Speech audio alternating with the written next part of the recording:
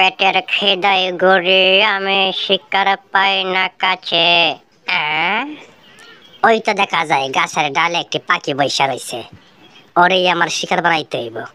চলে কলসলে যেই ভাই হোক, ওরে গাছ থেকে নামাতে হইব।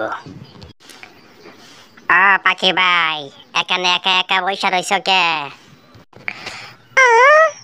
এত শিয়াল মশাই, এত যে কোনো মতলব লই আইছে আমার কাছে। অনেকক্ষণ উড়তে উড়তে ক্লান্ত হইয়া গেছি, তাই বইসা রইলাম। তুমি এই দিক দিয়ে কোথায় যাইতেছিলে? আর কইও না, এই জঙ্গলে একা একা হাঁটতে হাঁটতে আর ভাল লাগে না। একটা বন্ধু খুঁজতেছিলাম, তুমি কি আমার বন্ধু হইবা? ও, এই কথা। আচ্ছা, বন্ধু হলে তো কোনো সমস্যা নাই, আমরা দুইজন বন্ধু।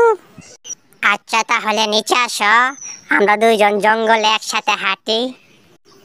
এই যে শিয়াল পণ্ডিত, আমার সাথে কি বাটপারি?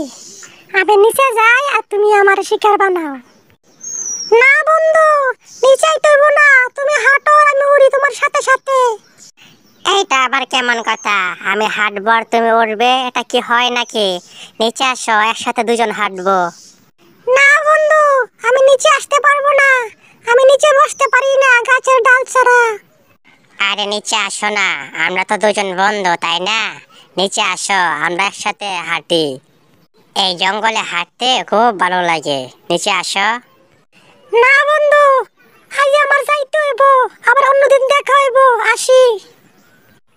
আরে পাখিটা চলে গেল। মনে হয় আমার চালাকি বুঝা ফেলাইছে, আজকে আর পেটে খাওয়ার গেল না।